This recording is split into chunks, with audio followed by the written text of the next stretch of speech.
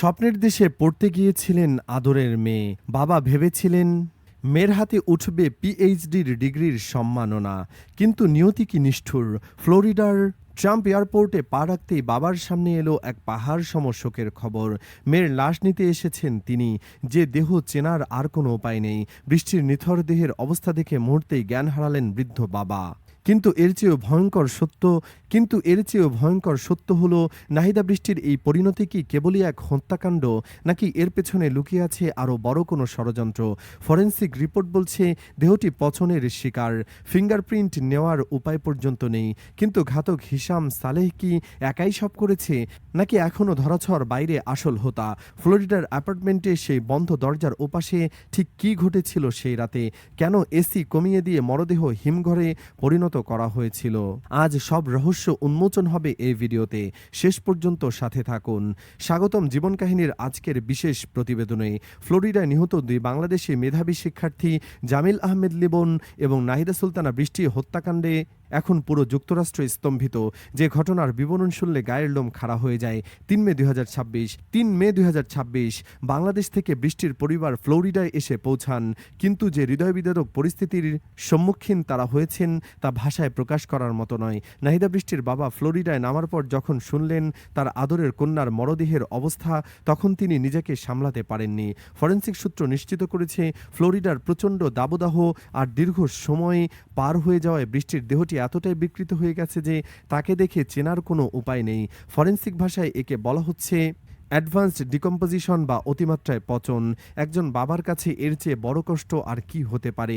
তিনি বারবার আকুতি করেছেন, আমি শুধু একবার আমার মার মুখটি দেখতে চাই। কিন্তু চিকিৎসকরা তাকে বাধা দিচ্ছেন, কারণ সেই স্মৃতি নিয়ে তিনি হয়তো বাকি জীবন বাঁচতে পারবেন না। যেখানে লিমনের মরদেহ ফিঙ্গারপ্রিন্ট নিয়ে শনাক্ত করা গেছে, সেখানে বৃষ্টির পরিচয় নিশ্চিত করতে হয়েছে ডিএনএ টেস্টে।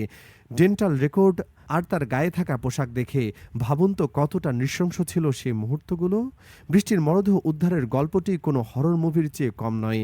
এক ব্যক্তি কায়াক চালিয়ে বড়শি দিয়ে মাছ ধরছিলেন। হঠাৎ তার বড়শিতে পানির নিচ থেকে কিছু একটা আটকে যায়। অনেক কষ্ট করে টেনে তোলার পর তিনি দেখেন একটি বড় গার্বেজ বা আবর্জনার ব্যাগ। কৌতূহলবশত ব্যাগটি কাটতেই ভেতর থেকে বেরিয়ে আসে গলিত মরদেহ। দৃশ্যটি এতটাই বিভীষিকাময় ছিল যে সে মৎস্যজীবী সাথে সাথে পুলিশকে খবর দেন। এটাই ছিল বৃষ্টির শেষ ঠিকানা। পানির নিচে ফেলে দেওয়া হয়েছিল তাকে, যাতে কেউ কখনো খুঁজে না পায়। এবার আসা যাক লিমনের ফ্ল্যাটে। পুলিশ তদন্তে নেমে লিমনের ফ্ল্যাটের চারপাশে প্রচুর রক্তের নমুনা পান। ধারণা করা হচ্ছে লিমন ফ্ল্যাটে ঢোকামাত্রই তার উপর অতর্কিত হামলা চালানো হয়। সেখান থেকে টেনে হিঁচড়ে কিচেন হয়ে কমন স্পেস এবং সবশেষে লিমনের বেডরুম পর্যন্ত নিয়ে যাওয়া হয়। তদন্তকারীরা ব্লু স্টার নামক এক বিশেষ স্ক্যানার ব্যবহার করে দেখেন বেডরুমের গালিচায়ের পাশাপাশি দুটি দেহ রাখার চিহ্ন পাওয়া গেছে। ঘাতক কতটা ঠান্ডা মাথার হলে মরদেহ সরাতে সরাতে অ্যাপার্টমেন্টের এসি পর্যন্ত কমিয়ে দেয়, যাতে বাইরে দুর্গন্ধ না ছড়ায় এবং পচন ধীর হয়। পাশের রুমমেটরা ধূপধাপ শব্দ পেয়েছিলেন, কিন্তু তারা ভেবেছিলেন হয়তো পুরনো কাপড় বা আসবাবপত্র সরানো হচ্ছে।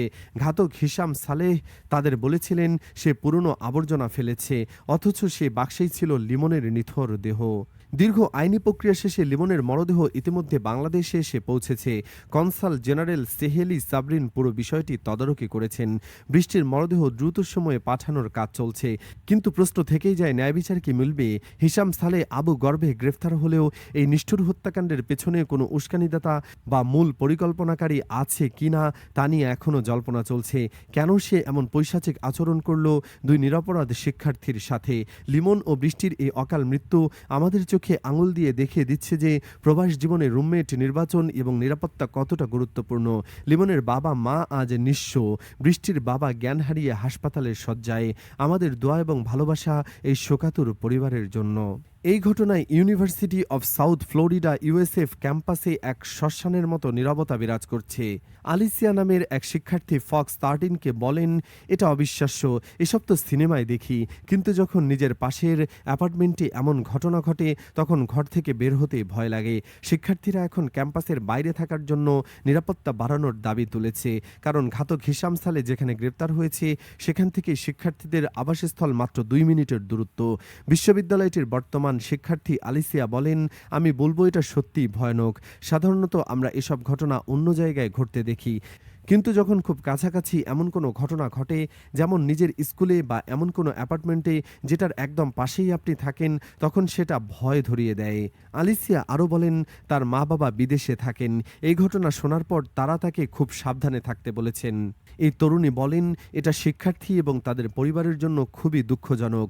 বিশেষ করে যেহেতু তারা আন্তর্জাতিক শিক্ষার্থী। শিক্ষার্থী নাথান আর্নান বলেন, এই হত্যাকাণ্ডে জড়িত সন্দেহে যেখান থেকে হিশাম আবু সালেহকে গ্রেপ্তার করা হয়, সেখান থেকে মাত্র ২ মিনিটের দূরত্বে তার অ্যাপার্টমেন্ট। তিনি ক্যাম্পাসের বাইরে বসবাসের জন্য আরও নিরাপত্তার শর্ত জারি এবং অতীত ইতিহাস যাচাই করার ব্যবস্থা চালুর পরামর্শ দিয়েছেন। আর্নান বলেন, আমি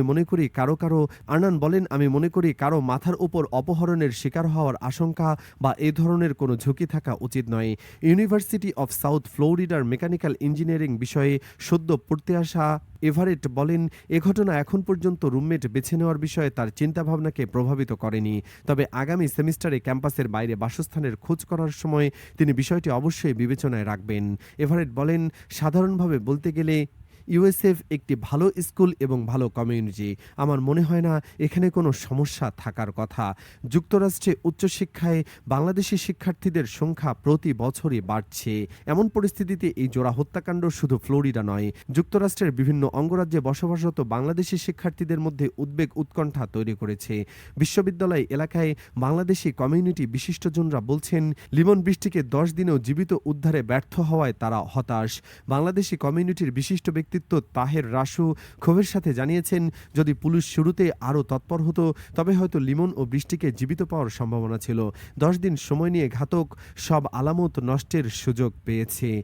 তিনি বলেন, শুরু থেকে যদি লিমন বৃষ্টির সন্ধানে তৎপরতা চালানো হতো তাহলে হয়তো তাদেরকে আমরা জীবিত অবস্থায় পেতাম। কিন্তু দুঃখজনক হলেও সত্যি, তাদের লাশ পেতে হলো আমাদের। আরও বলেন, বৃষ্টির হত্যার ঘটনা একটি বড় সতর্ক বার্তা, কারণ এখানে অনেক আন্তর্জাতিক শিক্ষার্থী রয়েছে। এছাড়া যারা নতুন প্রজন্ম আছে আগামীতে বিশ্ববিদ্যালয়গুলোতে ভর্তি হবে, তাদের নিরাপত্তা নিয়েও আমরা শঙ্কিত। আপনার কি মনে হয়, মার্কিন পুলিশের এই 10 দিনের বিলম্ব কি খুনিকে পালানোর বা আলামত নষ্টের সুযোগ করে দিয়েছে? এই দ্বৈত হত্যাকাণ্ডের নেপথ্যে আর কি কারণ থাকতে পারে? আমাদের কমেন্ট বক্সে আপনার মতামত জানান। ভিডিওটি শেয়ার করুন যাতে আর কোনো শিক্ষার্থীর সাথে এমনটা না ঘটে। তথ্যভিত্তিক এমন আরও প্রতিবেদনের জন্য জীবন কাহিনী চ্যানেলটি সাবস্ক্রাইব করে বেল আইকনটি চেপে রাখুন। দেখা হবে পরবর্তী ভিডিওতে। ততক্ষণ পর্যন্ত ভালো থাকুন, সুস্থ থাকুন। আল্লাহ হাফেজ।